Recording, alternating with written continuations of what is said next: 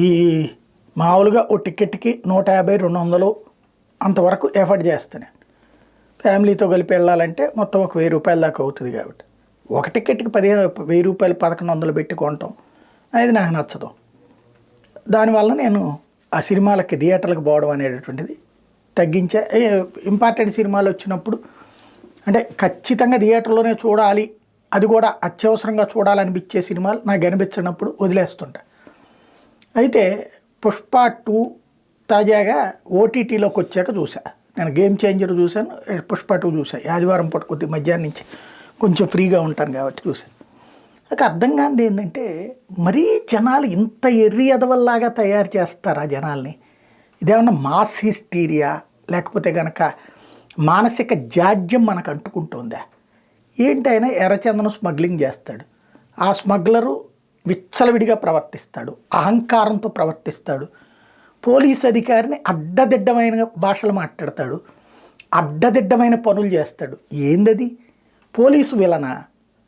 ఈ స్మగ్లర్ హీరోనా? ఇతను చేసేదానికి వేలలయ్యాల మనం. దానికి తోడు ఇతను ప్రతీకారం తీర్చుకుంటాడా? ముఖ్యమంత్రి ఫోటో దిగకపోతే ముఖ్యమంత్రిని మార్చిపడేస్తాడా? అదే సందర్భంలో తన మాట వినేటటువంటి వాళ్ళని పెడతాడా? లేదా జాతీయ స్థాయిలో ఉన్నటువంటి వాళ్ళని కూడా మార్చేస్తాడా? జపాన్ వెళ్ళిపోయి అక్కడ వాళ్ళని కొట్టేసేస్తాడా? అసలు ఏమన్నా అర్థం ఉందా? సూపర్ హీరో వర్షిప్ సాధారణంగా చిన్నపిల్లలు అదేది బ్యాట్మెన్నో సూపర్ మెన్నో అని బొమ్మలు ఆ పాతే చూస్తారు. అది సరే ఏ పుష్పాలో పెట్టాడు అనుకున్నాను. పిల్లలు కాదు, ఇక్కడ పెద్దవాళ్ళు అది అద్భుతం అద్భుతం అద్భుతం అంటే నాకేం అర్థం కాదు. అందులో ఏమాత్రమన్న జెన్యూనిటీ ఉందా? పోలీసులు తాట తీసి తోలు తీసి కూర్చోబెడతారు. 100 దొంగలు దొరికితే ఒక్క దొంగ దొరికితేనే చితకబాతుతారు. అట్లాంటిదంట 100 దొంగలు దొరికినా సరే డబ్బులు ఇచ్చేసి పోలీసులు రాజీనామా చేసి వెళ్ళిపోతారట.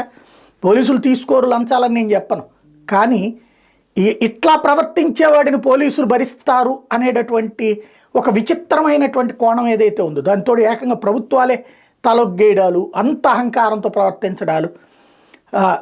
నటన సూపరు, నటన కరెక్టే.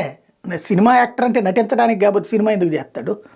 నటన అద్భుతంగా నటించాడంటే ఆ క్యారెక్టర్లో ఉండేవాడు. ఇప్పుడు ఏ హీరో తన క్యారెక్టర్లో ఇమిడిపోవట్లా?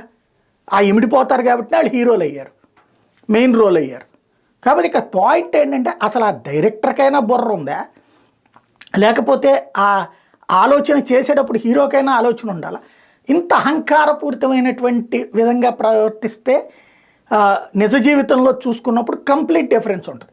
లేదా మనలో పెరిగిపోతున్నటువంటి ఒక చిత్ర విచిత్ర మనస్తత్వానికి ఈ సినిమా అన్న అర్థం పడుతుంది అన్నది అర్థం కాల నాకు.